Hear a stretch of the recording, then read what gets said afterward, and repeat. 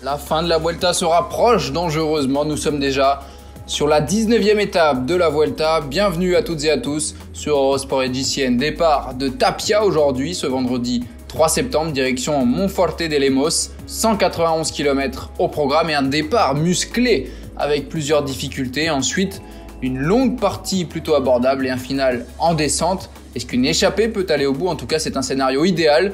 Et ils sont rapidement une bonne vingtaine à l'avant avec Quinn Simmons, le jeune américain, Anthony Roux, l'ancien champion de France de la Groupama FDJ, Marc Padoun. Et derrière, ça embraye. La DSM de Romain Bardet et Michael Storer, les deux premiers au classement de la montagne, mais surtout d'Alberto Dainese, le jeune sprinter italien, a passé les premières difficultés et il va tenter de jouer sa carte au sprint aujourd'hui. Il y a également à l'avant un certain Magnus Cort, le Danois, double vainqueur d'étape déjà sur cette Vuelta, fait figure d'épouvantail et ça va donc attaquer un peu plus de 60 km de l'arrivée pour éliminer les éléments les plus faibles.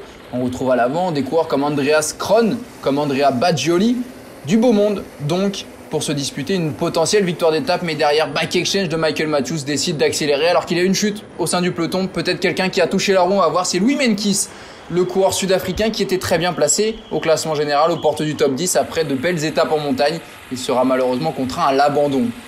À 35 km de l'arrivée, aussi jeune qu'il est, Quinn Simmons décide d'attaquer. Le barbu qui a remporté ses premières victoires professionnelles sur le Tour de Wallonie il y a quelques semaines se porte à l'avant. Il est accompagné de Rui Oliveira, le portugais, pistard de la formation Emirates. Ça revient derrière avec Roux, Kron et les deux coureurs d'IF, Craddock et Magnus Cort. Andrea Baggioli est également ici. Cort et Baggioli qui avaient fait 1 et 2 il n'y a pas longtemps sur une étape. Attention à ces deux-là, notamment à Cort qui pourrait aller chercher un troisième succès d'étape. On se rapproche de l'arrivée, mais l'écart ne descend pas. 30 secondes toujours. Bike Exchange n'arrive pas à réduire l'écart pour Michael Matthews. DSM revient donc en tête de peloton aidé. Jumbo-Visma regarde tout ça tranquillement dans un fauteuil.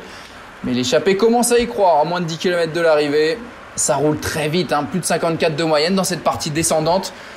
Et on sent qu'il y a possibilité à l'avant de se jouer la victoire d'étape. Toujours 30 secondes à 6 km et demi. Deux formations pour rouler. Bike Exchange, DSM, Fabio Jakobsen, le maillot vert a été distancé en tout début d'étape. Il est à plus de 10 minutes. Il ne jouera pas un rôle sur cette étape. Mais regardez, on approche de la flamme rouge et toujours 25 secondes d'avance. Le peloton qui se désorganise et devant c'est uni encore. Et 30 secondes à l'approche de la flamme rouge, ça sent bon pour l'échappée qui continue de se relayer. Lawson Craddock, l'américain de IF Nippo qui va faire un travail considérable pour Magnus Cort. Le deuxième coureur d'IF Nippo étant en queue de peloton, il peut contrôler ainsi ses adversaires et c'est Quinn Simmons qui craque le premier, le jeune américain qui lance le sprint à un peu plus de 200 mètres avec Magnus Cort, Anthony Roux et Magnus Cort qui produit son effort à 150 mètres de la ligne. Le Danois en plein centre de l'image avec Rui Oliveira qui remonte dans les 50 derniers mètres, mais non, pas assez vite. Victoire pour Magnus Cort Nielsen, le coureur d'IF qui peut partager sa victoire, son succès et sa joie avec Lawson Craddock, son équipier qui a fait un travail incroyable aujourd'hui derrière le sprint du peloton avec Dainese, Trentin, Sénéchal, également Alexander Krieger pour venir prendre les places d'honneur. Arnaud Démare également. Mais quel final, on le revoit vu du ciel avec Magnus Cort qui était sans doute le plus rapide et qui l'a prouvé. Rui Oliveira, surprenant ce Rui Oliveira qui a attaqué avec Quinn Simmons et qui prend la deuxième place devant le jeune américain qui est frustré. Regardez la rage, la déception de Quinn Simmons, on peut le comprendre à 20 ans. Et cette joie de l'américain Lawson Craddock qui prend dans ses bras Magnus Cort, le vainqueur du jour. Anthony Roux prend la 5e place derrière Baggioli, la 6e pour Andreas Kron. Et c'est Dainese finalement qui vient régler le peloton devant Trentin, Krieger et Sénéchal. Pita Legard est 12e, Matthews 13e et Démare 14e. Pas de changement au classement général en tête en tout cas.